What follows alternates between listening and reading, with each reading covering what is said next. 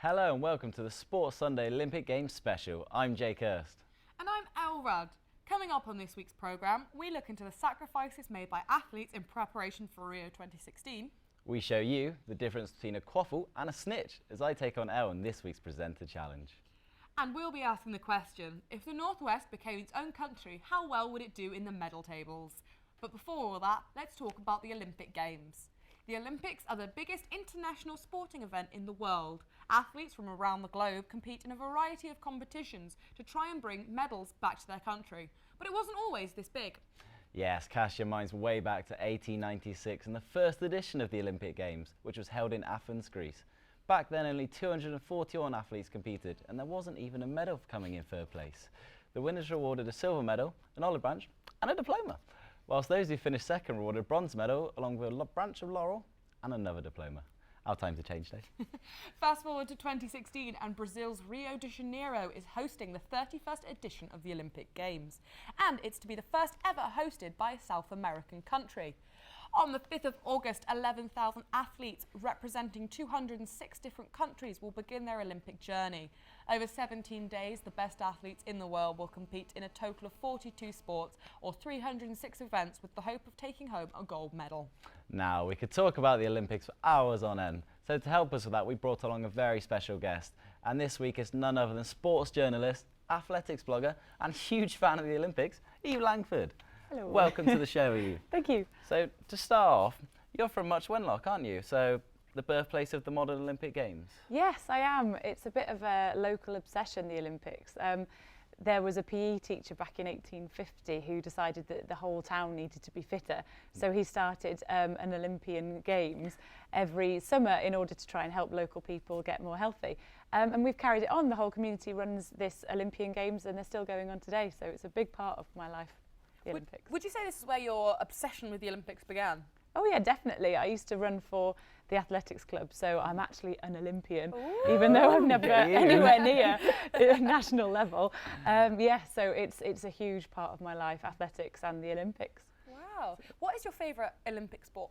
Oh, athletics is my favourite, but I like any sports at the Olympics. I always take off 2 weeks in the summer to watch all of them and see what happens to all the British athletes. So I love the cycling and the swimming and the more unusual sports. I got really into taekwondo last time, so That is who unique. knows what it'll be this time.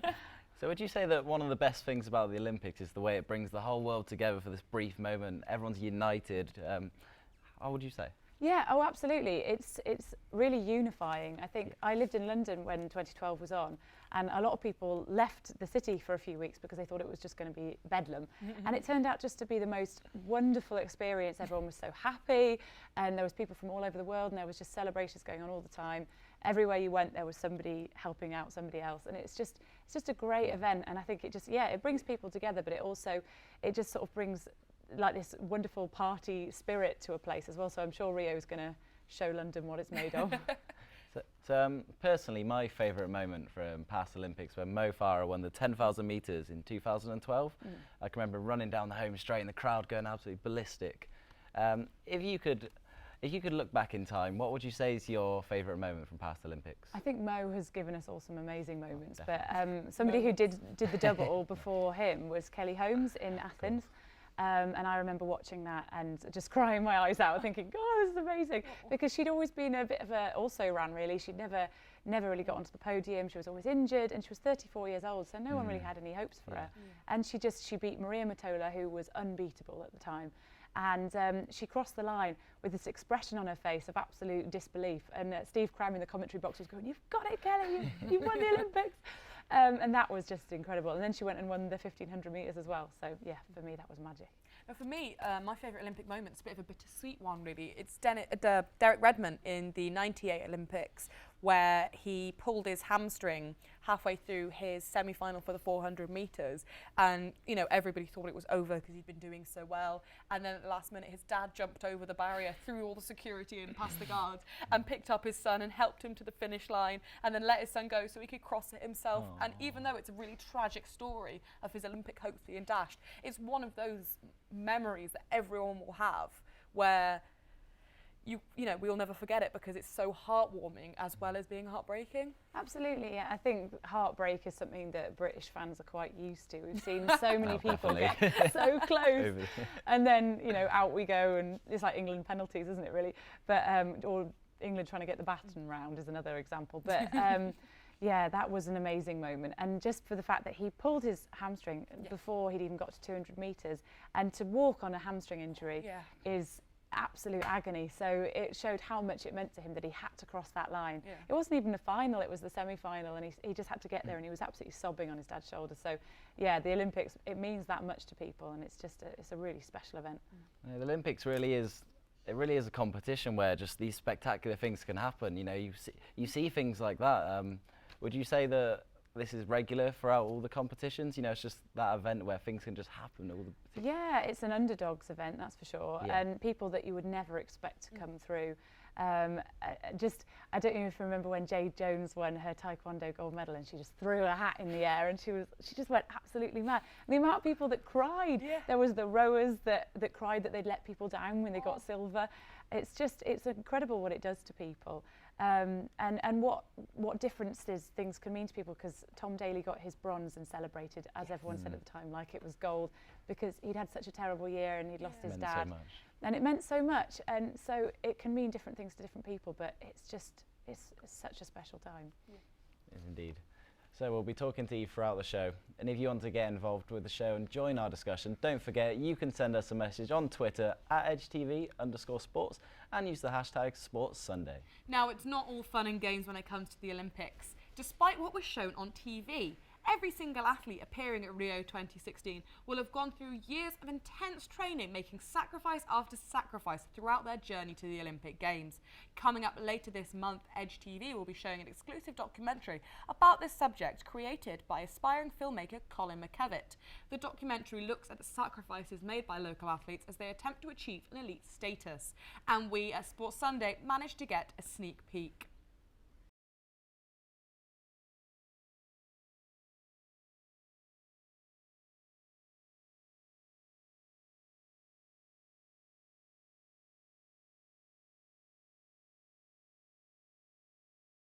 Brilliant stuff. I'm looking forward to seeing the full documentary, and you can see the full thing as well on our website. Just go to www.edge-tv.co.uk/sportssunday. Now, I just want to ask both of you a question. So the documentary brings up the issue of the elite status and how it's thrown around really easily. What would you say? Would you agree with this? I do. I think it's a strange term, elite, because of course if you're competing at a certain level, then you should be considered elite. If you're competing internationally, I would say myself that is an elite athlete. However, if you're not getting the financial support that from the Central Federation for your sport, then actually you're not a professional athlete because you're having to support yourself. So it's a strange mix where people are trying to get to a certain level to be able to get funding, but you're only going to get that funding if people think you're going to win a medal, but you can only get to that level if you get the support. So it's a bit of a vicious circle, really. So I think elite is a strange word because it doesn't really encompass the amount of effort that people are putting in, because it is only for those people that are getting that full funding. Now, recently you wrote an article where you went training with Seri Bundy-Davies about to see how it was. How was this working with Bundy-Davies? Well, it was really difficult. I had to go and do a tempo session with her. They asked if I wanted to come down and watch them train. I was like, oh yeah, no problem. But what they meant was join in. So I had to join in with her training group. And Steve Ball, her coach, was very nice and said, oh no, don't worry, you don't have to do them all. But I'm very competitive, so I was like, I'm fine, I can do them. So I tried. I managed 6 out of 8 200-metre reps before my legs nearly fell off. And then I just stayed at the side wishing I'd never been born whilst they did another 2. And she is an amazing athlete. She was about 70 metres in front of me on every rep, and I was running as hard as I could. And I used to be a sprinter when I was a kid, so yeah, it was an amazing experience. What kind of sacrifices do you think Seri Bundy-Davies has to make? all sorts. I mean, she's a full-time student as well as being an international standard sprinter. So not only is she training 7 days a week, she does weights, she does sprints, she does endurance, but she's also got exams, coursework like anybody else. But she can't have that sort of blowout that a normal student would. Yeah, you're not going to see her down Mojo's or somewhere dancing on the tables. She's working incredibly hard at both disciplines. So all fair play to her, because a lot of people couldn't do that. No. So do you want to be an Olympian after your experience? No. I think that dream was long gone for me. I'd nearly a master's age anyway, but that was the dream when I was a kid, but I was never good enough. So I've pursued my own, which is to become a sports journalist, so I get to be around the sport that I love anyway. So this is perfectly good enough for me. Now, usually at the Olympic Games, we see a huge variety of sports on show, and this year's Olympics are no different.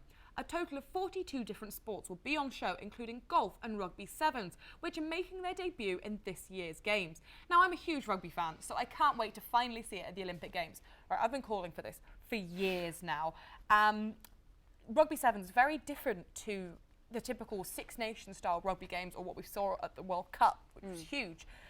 Now, with that high paceness, it's only a 10-minute aside and a championship final 7 minutes aside normally. How do you think, because you're a huge rugby fan as well, how do you think the audiences are going to adapt to seeing it and the sports? I hope that they're going to really respond positively. I think it's going to be a great addition to the Olympic catalogue. It's not a sport that you see contested at a high level, but there's no international level competition it's for more it. Of a Southern Hemisphere thing, isn't it? Yeah, it is. And we play it over here, but again, it's not something that a load of people are aware of. So for a start, in terms of British viewers, it might really help the sport grow here, and probably our rugby participation altogether. Yeah. But also, I think it's a great addition to the Olympics because of the sort of, as you say, the fast-paced element. Yeah. It's something very exciting for young kids to cotton on to, and it just gives a completely different sport to watch compared to what's already going to be out there. Now, for the players, it's more of a sprint than a marathon, in terms of speed and pace. Do you think because as we said, it's Southern Hemisphere sports, so they're more used to it down in Australia, New Zealand, Samoa. Do you think that our players are going to be able to adapt? I mean, our players, often the younger ones, do tend to play it to a certain level, at club level. I think we should be able to field a pretty decent team. We always do. I mean, if our Lions side is anything to go by, then we should be fine. Yeah. Although, I mean, you can't discount the Aussies or New Zealand in any kind of rugby. And I think this could be a great opportunity for New Zealand to get a gold medal. I mean, you just can't write them off, can you? No, definitely not. So you've mentioned rugby sevens, but I'm actually really excited to see the golf introduced to the Olympics this year. So originally it was introduced in the 1900 and 1904 Olympics, but they decided to cut it. But I'm really glad to see it back, actually, because as you know, so many role models in golf. It's a world-renowned sport, and it can be absolutely thrilling. I don't know if any of you watched the last Masters, did you? Yep. So Louis Oosthuizen scored one of the most incredible hole-in-ones ever, as you probably agree.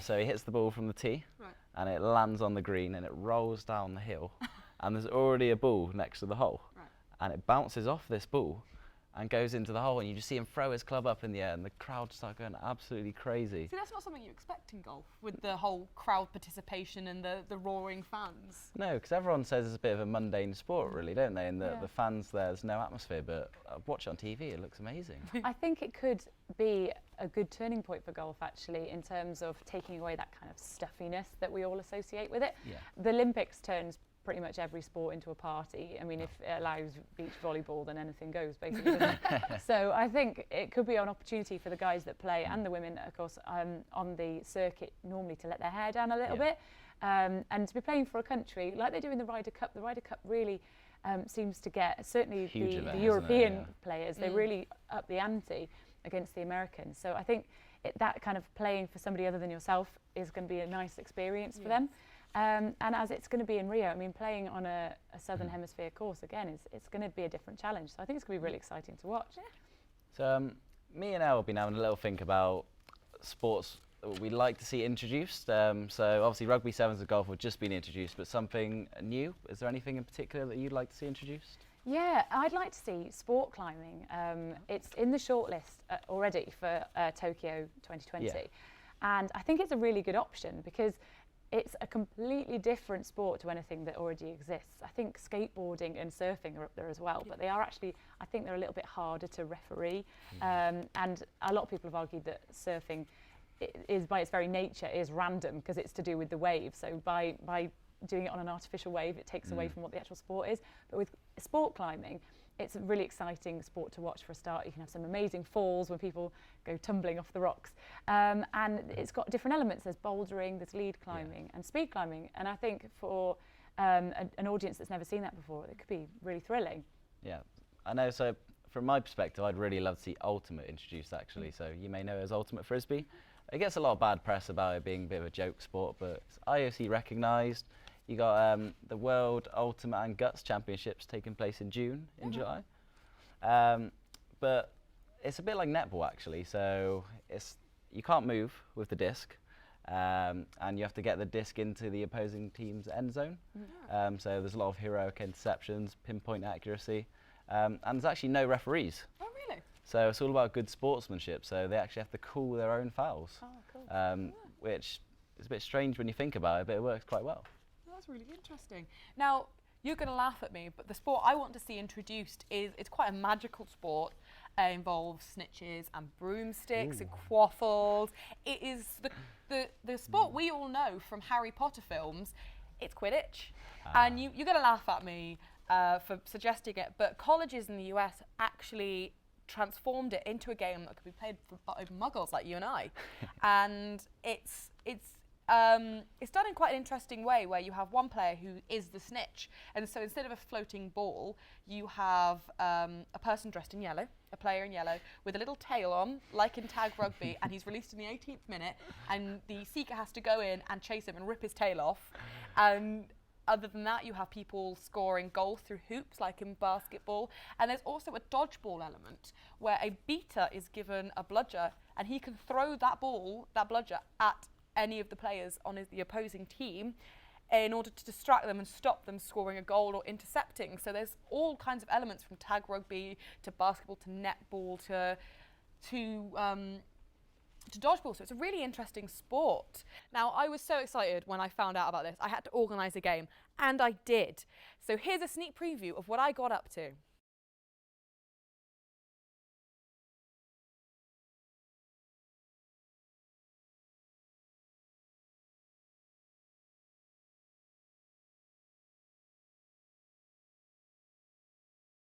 See guys, how incredible did that look? I'm telling you, Tokyo 2020, and we're going to see Olympic Quidditch teams. And if you guys at home want to see the rest of the video, just visit the Edge TV website. That's www.edge-tv.co.uk. And don't forget, you can get involved with our conversation. Whose idea do you like the most? Probably mine, Eve's or Elle's, or have you got a sport you think would be better at the Olympics? Let us know on Twitter at EdgeTV_sports and use the hashtag SportsSunday.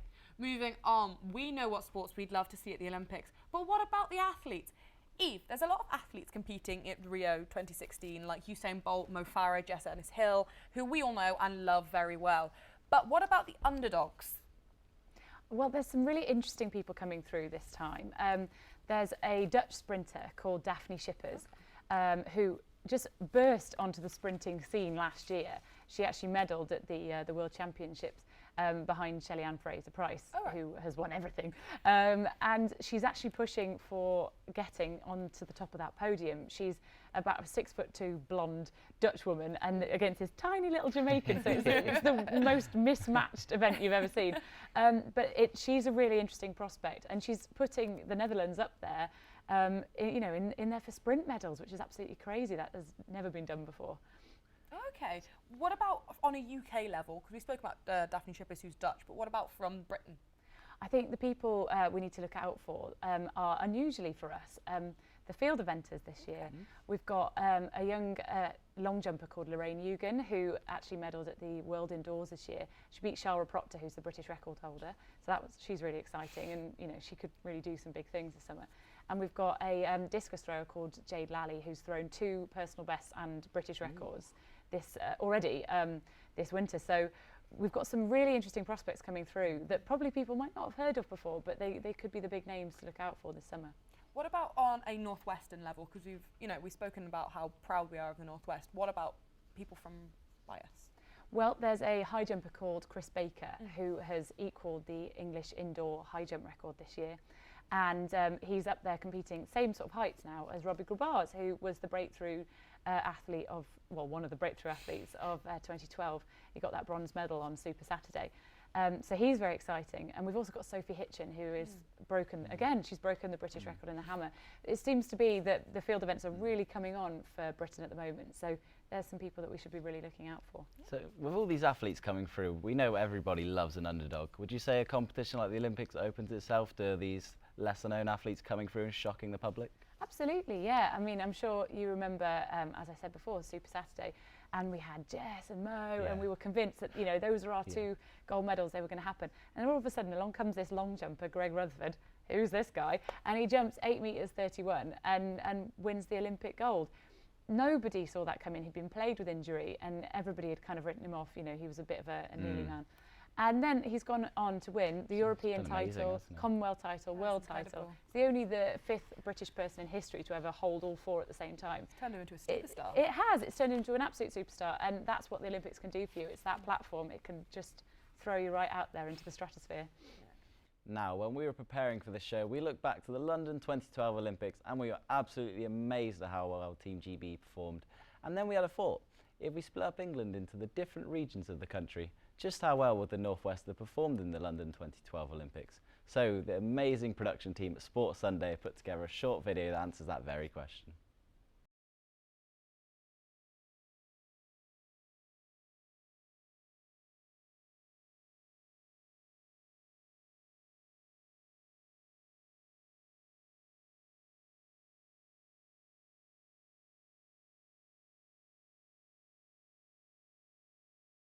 Amazing. Just to provide a bigger perspective on this, if we were to compare these results with the official medal table from London 2012, the Northwest of England would have finished an amazing 18th place out of 204. This would have put the Northwest ahead of Brazil, Jamaica and Kenya. Wow. How amazing is that? How surprised are you by this? I'm really surprised. I had no idea. I mean, you hear Kenya and Jamaica and you think, well, they've got to be near the top somewhere. They generally score loads of medals themselves. So that's amazing that just a region of the UK can do that. Well, we actually drew with gold medals with London. So the fact that the Northwest is pulling in the same as the capital of the country is just crazy, don't you think? Well, I suppose initially it sounds surprising, but then you think, of course, we've got the National Centre for Cycling up here, and some of the best medals from the Games came out of Manchester. We had, Laura Trott, and then there was the 2 team pursuit teams, and of course Sir Chris Hoy and Victoria Pendleton. They were legends, and they were based here, so they are ours. Of course, we haven't got them anymore. No. They've both retired, so it's going to be tough for the cycling team to reach those heights again. What do you think of the state of athletics and Olympics in the Northwest? We've got some really great people going from the Northwest into the Olympics. There's a lot of swimmers based here, and as I say, cyclists, and of course Jay Jones and Bianca Walkenden from the Taekwondo team. But in terms of athletics, there's some really great clubs that are now producing top level athletes. Sarah Mundley Davis trains here, she's at Trafford. Chris Baker's from Sale, and we've got Katarina Johnson-Thompson at Liverpool. So yeah, the Northwest is certainly providing some of the UK's top athletes. So would you say that in the Northwest, athletics has been getting more and more popular over the years? I think so, yeah. I mean, I think actually as a sport nationally, it's getting more important to people. The Park Run series, which now has something like 850 runs every Saturday morning. Wow. It's just so many of them, it's crazy. And that's all over the country. You get hundreds of people turning up at these parks for free running. It's just brilliant. And then we've got places like Chorlton Runners, who are based in South Manchester, who've actually had to close their doors to new members because there are so many people that they just can't take anymore, and they're actually disturbing the peace by the amount of people that they have running. So yeah, it's really quite growing. Now, we were surprised and amazed by how well the Northwest did in the medal tables for 2012. Do you think we're going to do even better this year? I hope so. As I say, the cyclists have got their work cut out, although I think the Taekwondo team's really come on, and a lot of the swimmers that are based here are now getting to that level where they are winning world championships. So yeah, I think we've got a pretty decent chance, but I just hope that the loss of our 2 historic cyclists isn't going to cost us. Yes. I think we definitely got a bright future ahead, though. You mentioned like Laura Trott, especially with cycling. She's doing phenomenally at the moment. We've got so many coming through the ranks. Yeah, Laura Trott, and then there's a lot of younger girls, especially in women's cycling, that are really pushing now for those places. Katie Archibald in particular she's fantastic, and they're winning on the world circuit, but they're just not quite at the same level as they were before. So even bringing Wiggo and Cav back into the team from their road cycling exploits of previous Olympics, they've got an awful lot to do before they get to that level. They only came second at the World Championships in the team pursuit, so I know Bradley Wiggins was not happy with that. No, not at all. But Cavendish, of course, he was the only guy at 2012 not to get an Olympic medal, so we need to sort that out for him, don't we?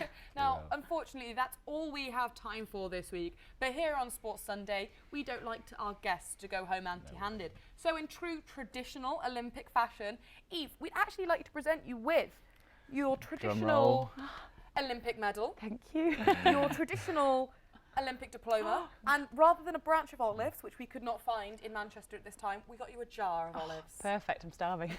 You're now an Olympian. Thank you. A huge thank you to everyone involved with this week's show, especially to Eve Langford. And make sure you tune in next week for more Sports Sunday. Goodbye for now.